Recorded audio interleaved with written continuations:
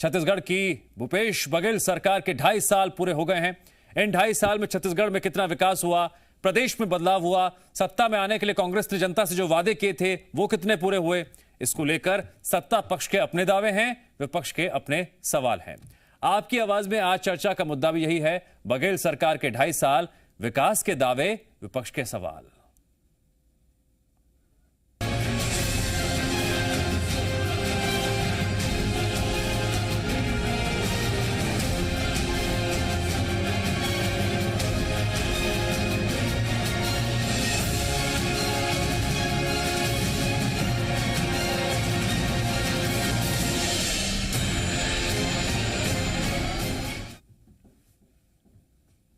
बघेल सरकार के 2.5 साल पूरे होने पर बीजेपी के दिग्गज नेता एक साथ इकट्ठे हो गए, बाकायदा प्रेस कॉन्फ्रेंस की और एक एक कर बघेल सरकार पर जमकर निशाना साधा। बीजेपी प्रदेश अध्यक्ष विष्णुदेव साय ने सरकार की तुलना अंग्रेजों की सरकार से की। कहा सरकार में भरोसे का संकट है जिससे लोकतंत्र शर्मिंदा है। साय ने सरकार को 2.5 साल में पूरी तरह से असफल बताया। रमन सिंह ने सरकार पर जनता से छलावा करने का आरोप लगाते हुए वित्तीय स्थिति को लेकर श्वेत पत्र जारी करने की मांग की। रमन सिंह ने कहा प्रदेश में आर्थिक बदहाली है, विकास के सारे काम ठप हैं।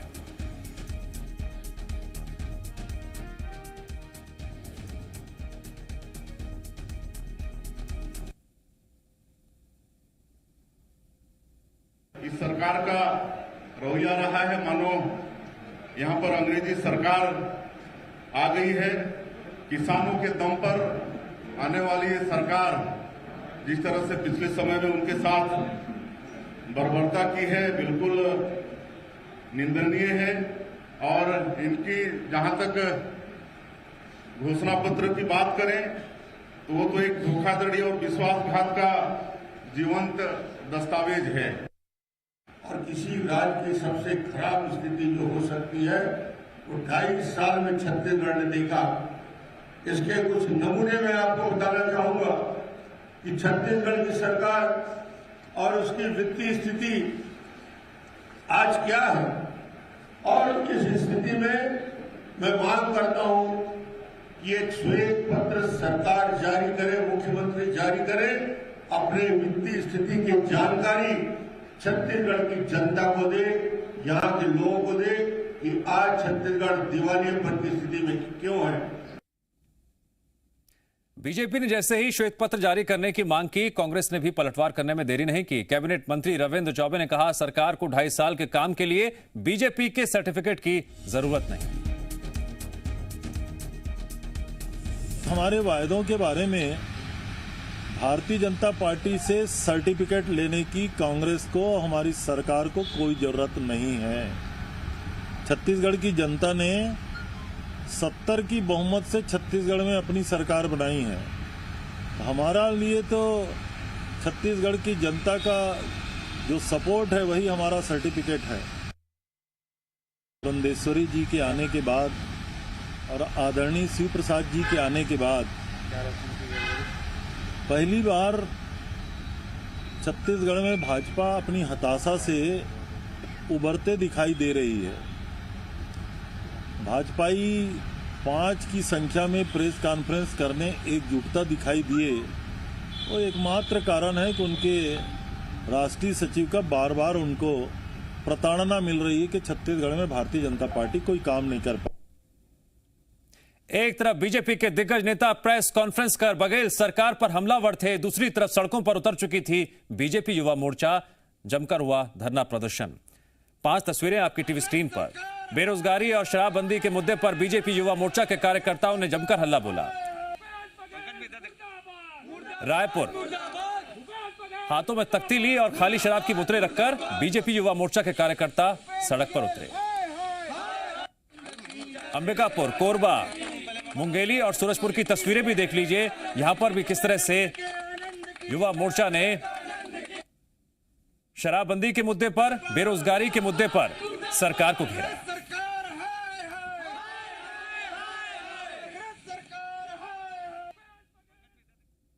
बघेल सरकार के 2.5 साल पूरे हो गए हैं और इसी मुद्दे पर आज हम चर्चा करने जा रहे हैं। हमारे साथ खास मेहमान जुड़ रहे हैं। बीजेपी के पूर्व विधायक श्रीचंद सुंदरानी जी हमारे साथ इस चर्चा में जुड़ रहे हैं। सुंदरानी जी, आपका स्वागत है।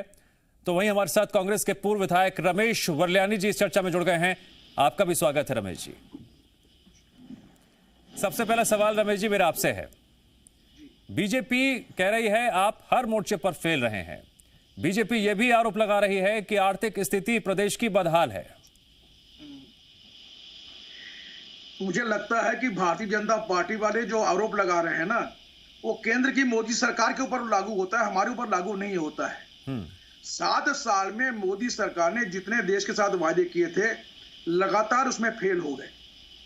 15 लाख रुपए का वादा किया था, 1 पैसा किसी को मिला नहीं। हर साल 2 करोड़ लोगों को रोजगार देंगे, 7 साल में 1 को रोजगार दे नहीं पाए, उल्टा लोग बेरोजगार हो गए। महंगाई कम करेंगे कहा था, महंगाई कम हुई नहीं, उल्टा महंगाई इतनी भारी हो गई है कि हर घर का बजट बिगड़ गया है। पेट्रोल डीजल के भाव 100 के पार हो गए हैं, जबकि अंतर्राष्ट्रीय बाजार में आधे से भी कम है। किसानों की आमदनी के लिए कहा था दुगनी करेंगे, दुगनी किया नहीं। किसान बदहाल हैं। छत्तीसगढ़ के किसान तो खुशहाल है, लेकिन देश के किसान बदहाल हैं। रमेश जी, ये मौका अपनी उपलब्धियां गिनाने का है या केंद्र सरकार पर निशाना साधने का है? नहीं, केंद्र सरकार पर निशाना नहीं साध रहे हैं हम ये बता रहे हैं कि इनकी जो हताशा और निराशा है वो अपनी सरकार को लेकर है, केंद्र की, उससे ध्यान भटकाने के लिए। नहीं, अगर इनमें हताशा और निराशा है तो आपकी पार्टी बघेल सरकार के 2.5 साल पूरे होने पर कितनी उत्साहित है और किन बातों को लेकर उत्साहित है? हाँ, निश्चित रूप से बताऊं, मुख्यमंत्री भूपेश बघेल जी ने घोषणा पत्र के 60% वादे पूरा किया है। और सबसे बड़े जो वादे थे हमारे, किसानों का कर्जा माफ करना, वो 1 घंटे के अंदर किया शपथ लेते ही साथ में। हमने कहा था किसानों को हम 2500 रुपया धान का मूल्य में खरीदेंगे किसानों से। हमने अपना वायदा निभाया। पहले 2018 में डॉक्टर रमन सिंह जी को केंद्र की सरकार ने समर्थन मूल्य से अधिक खरीदी करने के लिए अनुमति दी थी। उस अनुमति के चलते हमने 2500 में खरीदा, लेकिन अगले साल ही केंद्र का फरमान आ गया कि समर्थन मूल्य से अधिक देंगे तो आपका हम चावल नहीं खरीदेंगे।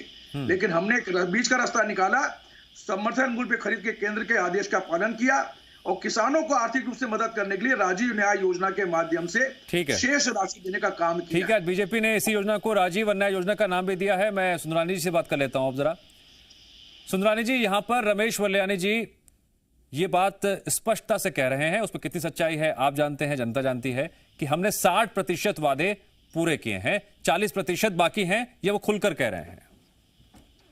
देखिए आदरणीय वर्ल्यानी जी मेरे बड़े भाई हैं, मैं उनसे इतना ही पूछना चाहता हूं कि वो 25% वादे जो पूरे किए, 36 वादे आपने किए थे, 9 वादे गिना दें जो आपने पूरे किए हैं। ये किसानों की बात करते हैं, 2 साल का बोनस किसानों को कहा था कि सरकार बनते ही हम किसानों को बकाया बोनस देंगे, नहीं दिया। शराबबंदी की बात इन्होंने की थी, शराबबंदी नहीं की, बल्कि कोचियों के माध्यम से महंगे रेट में शराब बिक रहा है। गली कूचे में आप कहीं भी चले जाएं तो आपको शराब मिलेगा। तो लॉकडाउन के दौरान लोगों को शराब महंगे रेट में मिली है। बेरोजगारी भत्ता 10 लाख नौजवानों को, प्रति नौजवान को 2,500 रुपए का बेरोजगारी भत्ता देने की बात की थी। 10 लाख नौजवानों का प्रति नौजवान 75,000 की कर्जदार हो गई 30 महीने में सरकार। प्रॉपर्टी टैक्स अदा करने की बात की थी, प्रॉपर्टी टैक्स अदा नहीं हुआ। इन्होंने कहा था बिजली बिल पूरा का पूरा आधा करेंगे, लेकिन इन्होंने 400 यूनिट की शर्त लगा दी। वृद्धा पेंशन को 300 रुपए से बढ़ाकर 1500 करेंगे, 1500 तो नहीं हुआ, 300 जो मिल रहा था वो नहीं मिला। स्मार्ट कार्ड से डॉक्टर रमन सिंह जी 50,000 का इलाज कराते थे। आयुष्मान भारत के नाम से 5 लाख रुपए का इलाज मोदी जी के माध्यम से होना था, लेकिन इन्होंने दोनों योजनाओं को इसलिए लागू नहीं किया क्योंकि वो भारतीय जनता पार्टी की योजना थी। अगर वो योजना लागू की होती तो कोरोना महामारी के चलते जो गरीबों के सामने तकलीफ आई वो नहीं आती। प्रधानमंत्री आवास योजना के तहत 5 लाख मकानों का पैसा मोदी जी की सरकार ने भेजा, लेकिन भूपेश बघेल जी ने वो पैसा लैप्स हो गया, वापस चला गया, लेकिन गरीबों की चिंता इन्होंने नहीं की। अगर मैं वादे की बात करते हैं, 60% वादे की बात करते हैं, मेन वादे तो यही थे और 36 वादों में 9 वादे गिना दे पूरे किए। पूछ लेता हूं, चुनौती देता हूं। ठीक है, आपकी चुनौती को क्या रमेश वर्ल्यानी जी स्वीकार करेंगे? रमेश वल्यानी जी, सुंदरानी जी के पास वो इधर उधर न भटकाए, इधर उधर न सुंदरानी जी के भटकाए, पास 9 वादे लंबी लिस्ट सीधा है सीधा कि कौन कौन से वादे आपने किए थे जो अब तक नहीं पूरे किए। जैसा कि आप कह रहे हैं कि 60% वादे आपने पूरे किए हैं, लेकिन वो ये भी कह रहे हैं कि बेरोजगारी और शराबबंदी का जो वादा था, वो प्रमुख वादा था, वो आपने अब तक पूरा नहीं किया। दिक्कत क्या है इनके साथ, भारतीय जनता पार्टी के साथ, ये इस बात को लेकर परेशान है कि भूपेश बघेल जी ने ग्रामीण अर्थव्यवस्था के साथ साथ शहरी की अर्थव्यवस्था और यहाँ के व्यापार उद्योगों को मजबूती दी है। इनका जनाधार खत्म हो चुका है। आप उनकी चुनौती को स्वीकार करेंगे? वो कह रहे हैं कि आपने जितने वादे किए थे 9 वादे आप गिना दीजिए जो पूरे हो गए हों। हमने भूपेश बघेल सरकार ने जो भी घोषणा पत्र में वादे थे उनको पूरा करने का काम किया है। मैंने एक एक करके गिनाना शुरू कर देता हूं। हमने कहा था किसानों का कर्जा माफ करेंगे। भूपेश बघेल सरकार ने मुख्यमंत्री की शपथ लेने के बाद भूपेश बघेल जी ने 1 घंटे के अंदर किसानों का कर्जा माफ किया है। हमने कहा था 25 रुपए में धान खरीदेंगे, हमने धान खरीद करके दिखाया। जिस राजीव न्याय योजना को बात अन्याय योजना कर रहे हैं, मुझे आश्चर्य होता है ये किसानों के दुश्मन है क्या? किसानों के दुश्मन है लगता है। नहीं, आप अपनी बात जारी रखिए। सुंदरानी जी बहुत ध्यान से सुन रहे हैं आपको। वादे जो गिना रहे थे आप, मैं आपको एक एक बता रहा हूं। किसानों के आर्थिक रूप से मजबूत करने के लिए हम लोगों ने सिंचाई कर माफ किया, उनका धान खरीदी किया है। वो धान खरीदी का रिकॉर्ड एक किसान का वादा, आप 9 वादे गिनाइए ना। आपने सिंचाई कर माफ किया, आपने 2500 में धान खरीदा, फिर वो 4 किस्तों में दे रहे हैं, समय पे नहीं मिल रहा, किसान 1 साल तक बेचारा परेशान रहता है। आप सुनने का सब्र करें तो बताऊं ना मैं आपको। ठीक है, 2 मिनट देते हैं सुंदरानी जी, 2 मिनट देते हैं, फिर आप काउंटर कीजिएगा। हाँ वल्यानी जी बोलिए। ये कहते हैं हेल्थ के लिए 5 लाख रुपए तक यहाँ पर डॉक्टर खूबचंद बघेल योजना लागू है, और 5 लाख से ऊपर के लिए 20 लाख रुपए तक का हम अनुदान दे रहे हैं मेडिकल फैसिलिटीज के लिए। ये बात करते हैं कोरोना काल में जितने मदद भूपेश बघेल सरकार ने की है। हिंदुस्तान में छत्तीसगढ़ ऐसा अकेला राज्य है जहां न ऑक्सीजन की कमी हुई, न बेड की कमी हुई, न दवाई की कमी हुई, जबकि दिल्ली की मोदी सरकार, यहाँ पर थोड़ा सा गड़बड़ झाला है, ऐसा कोई प्रदेशी नहीं है जहां पर दिक्कत ना आई हो, फिर चाहे वो बीजेपी शासित राज्य हो या फिर कांग्रेस शासित राज्य हो। छत्तीसगढ़ में कोई ऑक्सीजन की कमी नहीं, ठीक है, कोई बेड की कमी नहीं। प्रवासी श्रमिक जो लॉकडाउन में आए उनके लिए सारी हमने व्यवस्था करें। फोटो बताऊं क्या मैं अखबारों के? आदिवासियों के लिए फोटो बताऊं? तो चाहिए, सुनने का साहस तो करिए। जो बेरोजगारी भत्ते की ये बात कर रहे हैं, 2003 में इनके घोषणा पत्र में कहा था कि अरे हमने क्या किया उसकी बात छोड़ो, आप बताओ ना। नहीं, बीजेपी ये कह रही है कि भाई हम तो सरकार में है नहीं, आप सरकार में हैं तो आपके वादों की बात होगी। आप वो 9 वादे गिनाओ मुझे जो पूरे किए आपने। क्या अपने गिरेबा में झांकिए सुंदरानी जी। 15 साल में गिरेबा में झांक लेंगे। आप अपनी बात बताओ ना, हम तो अपने गिरेबा में झांक लेंगे। इसलिए आपकी ये गति हुई है कि आप 14 पे सिमट गए, आने वाले चुनाव में 5 पे सिमट जाएंगे। अरे हम 14 से कैसे 54 पहुंचेंगे? ठीक है, बात वादों की हो रही है। देखिए, बात वादों की हो रही है, सिमटने की नहीं हो रही है। कौन सिमटेगा, कौन बढ़ेगा, ये तो खैर जनता तय करेगी। यहाँ पर वल्यानी जी और सुंदरानी जी तय नहीं करेंगे, जनता तय करेगी। कीर्ति साख से इन लोग परेशान हैं, इसलिए ध्यान भटकाने के लिए। हम क्यों परेशान है उसकी चिंता छोड़ो। आप ये बताओ, आपने 9 वादे एक मिनट बोलने देते हैं। हाँ बोलिए। हुआ क्या है, मोदी जी ने जितने वादे किए थे वो पूरा कर नहीं पाए। बेकारों का काम भूपेश बघेल के सुंदरानी जी हंस रहे हैं वल्यानी जी की बात पर, लेकिन खत्म हो गई। क्या इस मुद्दे पर सिर्फ सियासत हो रही है या फिर जो वादों पर जो लेखा जोखा विपक्ष मांग रहा है? पॉलिसी में वैक्सीनेशन के मामले में पूरा देश दुनिया में इनकी इतनी बदनामी हुई है, उसको लेकर परेशान है। सुप्रीम कोर्ट को निर्देश वैक्सीनेशन तो आपको केंद्र दे रहा है, आपका क्या योगदान है उसमें? आपका क्या योगदान है वैक्सीनेशन के मामले में? आने के लिए इस तरह के अनर्गल आरोप लगा रहे हैं। वैक्सीनेशन भी आपके 36 वादों में था क्या? सुंदरानी जी ठीक है वल्यानी जी, अब सुंदरानी जी सवाल है मेरा। वल्यानी जी सुनिए, वल्यानी जी 1 मिनट रुकिए।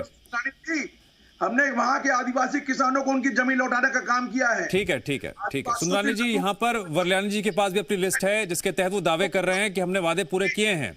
इस वादों को पूरा किया है। और आज सबसे यहाँ के एक बड़े अखबार में सर्वे छपा है 2.5 साल का, उस सर्वे का रिपोर्ट पढ़ लीजिए, आपकी आंखें खुल जाएंगी।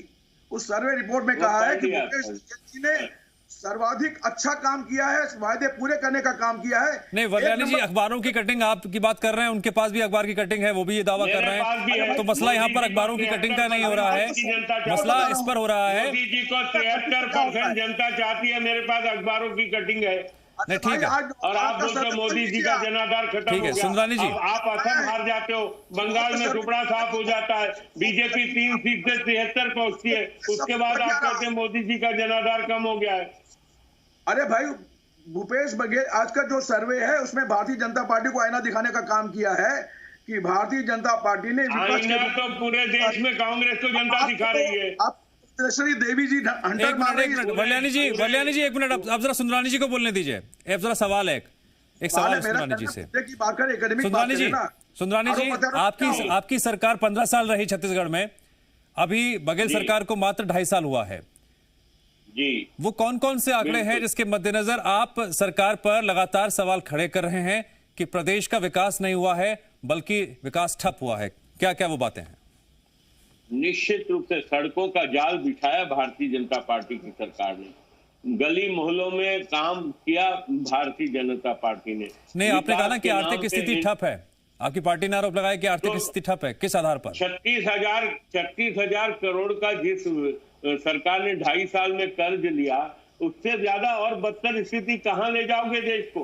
अगर ये फिर बोलेंगे 40,000 करोड़ का कर्जा रमन सिंह जी ने लिया था, मैं मानता हूँ 40,000 करोड़ 15 साल में लिया था, आपने 36,000 करोड़ रुपए 2.5 साल में लिए। आपको जवाब देना होगा। 36,000 करोड़ रुपया आपने कर्ज लिया है, आप बोलते हो आर्थिक स्थिति ठीक है। अच्छा सुंदरानी जी और वल्याणी जी, आप दोनों स्काइप से जुड़े हैं, इसलिए एक एक करके बोलिए, वरना आवाज मिक्स हो जाती है, कुछ समझ में नहीं आता है। तो मेरी गुजारिश है, एक एक करके बोलेंगे तो समझ में आएगा, वरना फिर क्या आवाज मिल जाएगी, कुछ समझ में नहीं आएगा। जितने ओवरब्रिज बने, जितने अंडरब्रिज बने, जितना सड़कों का जाल बिछाए, गांव से शहर को जोड़ने का नहीं सुंदरानी जी, सवाल यह है कि जो सरकार ने कर्ज लिया, क्या वही आधार है जिसके तहत आप ये कह रहे हैं कि आर्थिक स्थिति खराब है, इस वक्त प्रदेश की बदहाल है? निश्चित रूप से। या और कोई भी आधार है इसके पीछे? मैं व्यापारी हूँ, व्यापार से जुड़ा व्यक्ति हूँ। मैंने चेंबर ऑफ कॉमर्स का, वल्याणी जी जानते हैं, लंबे समय तक प्रतिनिधित्व किया है। मैं आपको बताऊं, मैं कर्जा कब लूंगा? जब मेरी आर्थिक स्थिति खराब होगी ना, जब मेरी आर्थिक स्थिति। तो जो और प्रदेश कर्जा ले रहे हैं उनकी आर्थिक स्थिति खराब है क्या और अच्छी है क्या उनकी? नहीं, निश्चित रूप से मैं मानता हूं, इतना बड़ा कर्जा 2.5 साल में। आप भी जानते हैं पड़ोसी राज्यों के बारे में, किस प्रदेश ने कितना कर्ज लिया? अगर इस तादाद में दूसरे राज्यों ने कर्जा लिया तो निश्चित रूप से उन राज्यों की भी आर्थिक स्थिति अच्छी नहीं होगी, चाहे कोई भी सरकार हो। लेकिन छत्तीसगढ़ को तो खोखला कर दिया इस सरकार ने, शराब का गढ़ बन गया।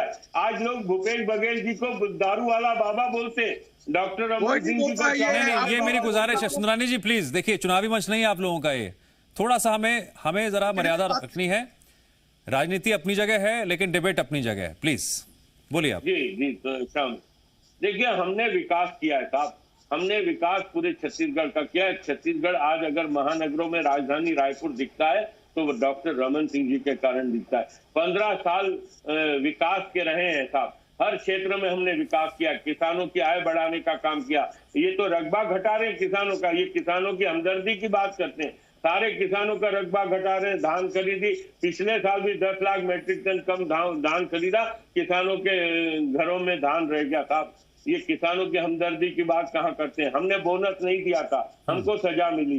वो 2 साल का बोनस देने का वादा तो इन्होंने कहा था साहब, हमने तो नहीं कहा था। इनको पूरा करना चाहिए, सत्ता में ये। और हम तो ये बोलते हैं राजनीति करते हैं, हम राजनीतिक दल के कार्यकर्ता हैं, हमको जनता ने विपक्ष ठीक है वल्याणी जी, सवाल अब सवाल वल्याणी जी से। जी वल्याणी जी, आप लाख दावे करते हैं, उसके बावजूद भी विपक्ष की तरफ से 2 मुद्दों को लेकर आप लगातार घिरे नजर आते हैं जो आपने वादे किए थे। मैंने पहले भी सवाल किया था, जवाब सामने नहीं आया था, शराबबंदी का, बेरोजगारी का। आज युवा मोर्चा सड़कों पर भी उतरा था, जगह जगह पर छत्तीसगढ़ में धरना प्रदर्शन हुआ। मैं आपको बता दूं, शराबबंदी के जहां तक मामला है, एमपी में बीजेपी की सरकार है, वहां शराबबंदी हो गई। कर्नाटक में बीजेपी की सरकार है, हो गई क्या? और भी 2.5 साल हमको हुआ है, तो उसमें बीजेपी 15 ने महीने तो कहा 15 हम शराबबंदी महीने करेंगे। सुन तो लीजिए पूरी बात, 15 महीने कार्यकाल तो चले गए कोरोना में। चाय की पूछ तो आप पकड़े थे, हम थोड़ी पकड़े। गंगा जल तो आपने हाथ में रखा था। नहीं देखिए सुंदरानी जी, मैं पहले भी कह चुका हूं, अगर आप टोकेंगे बीच में तो आवाज नहीं आएगी। फिर गंगा जल पकड़ा था हमने 25 रुपए धान के लिए, आप गलत बोल रहे हैं। अच्छा, शराब के लिए नहीं पकड़ा था क्या? नहीं पकड़ा था गंगा जल चाय का, की पूछ नहीं पकड़ा था शराब के लिए, तो बोल दीजिए हमने नहीं ठीक किया। है, वल्याणी जी इंकार कर हम रहे नहीं हैं, वल्याणी जी इंकार कर रहे हैं, नहीं पकड़ा था। वल्याणी जी इंकार कर रहे हैं, वो कह रहे हैं कि धान के लिए कहा था। ठीक है, वो कह रहे हैं धान के तो लिए कहा था। जनता को बोल दे कि हम शराबबंदी नहीं करेंगे, हमने गाय की पूछ नहीं पकड़ा था। शराबबंदी है, इसको हम स्वीकार करते हैं, लेकिन उसके लिए हमने कमेटी बनाई हुई है। 15 महीने से देश में, प्रदेश और देश कोरोना काल में है, इसलिए कमेटी अलग अलग 2.5 साल निकाल दिए और 2.5 साल निकाल दोगे 10 साल के पहले कमेटी के नाम आप 10 से। साल की शराबबंदी कर नहीं पाए, अब हमसे उम्मीद करते हो 2.5 साल में कर ले। ठीक है वल्याणी जी, बीजेपी का जो आरोप है आर्थिक स्थिति को लेकर, उस पर बात करना जरूरी है। एक मिनट वल्याणी जी, इस पर बात करना जरूरी है। सुंदरानी जी ये कह रहे हैं कि 36,000 करोड़ का कर्ज लिया, हमने 40,000 का कर्ज लिया था 15 सालों में, आपने 2.5 साल में 36,000 करोड़ का ले लिया। निश्चित रूप से डॉक्टर रमन सिंह जी के 15 साल के कार्यकाल में अधिकांश कार्यकाल यूपीए सरकार का भी था। हमने देश को आर्थिक रूप से मजबूती दी थी, और यूपीए सरकार ने कभी भी भाजपा या कांग्रेस की सरकारों में भेद नहीं किया, पूरी राशि समय पर नहीं, इस दी। वक्त प्रदेश की आर्थिक सेहत कैसी है? इस वक्त प्रदेश की आर्थिक सेहत कैसी है? जो जीएसटी का पैसा है, जो कंपनसेशन का पैसा है, जो खनिज की रॉयल्टी का पैसा है, केंद्र देने की स्थिति में नहीं है, और केंद्र सरकार ने कहा है। ठीक है, कि आप ठीक है सुंदरानी जी, बस आखिरी सवाल यहाँ पर वल्याणी जी कह रहे हैं केंद्र सरकार का सहयोग मिलता नहीं है, इस असहयोग की वजह से ये हालात हैं। खुद कह रहा है कि आप कर्जा लेके पूछिए 5 लाख मकान प्रधानमंत्री आवास योजना के तहत उसका पैसा केंद्र ने भेजा, आपने वापस क्यों कर दिया? ठीक है, ओके। जो कर्जे की बात कर रहे हैं, प्रधानमंत्री आवास योजना का पैसा क्यों वापस कर दिया? क्योंकि आपका खजाना खाली। ठीक है, सुंदरानी जी के पास भी लिस्ट है, वल्याणी जी के पास भी लिस्ट है, कौन से वादे पूरे हुए, कौन से वादे पूरे नहीं हुए। सियासत लगातार गरमा रही है। बघेल सरकार के 2.5 साल पूरे हो गए हैं, 2.5 साल अब बाकी हैं, चुनौतियां और भी हैं, कई ऐसे वादे हैं जिनको पूरा किया जाना बाकी है। बीजेपी लगातार सवाल खड़े कर रही है। सुंदरानी जी और रमेश वल्याणी जी, इस चर्चा में जुड़ने के लिए आप दोनों का शुक्रिया।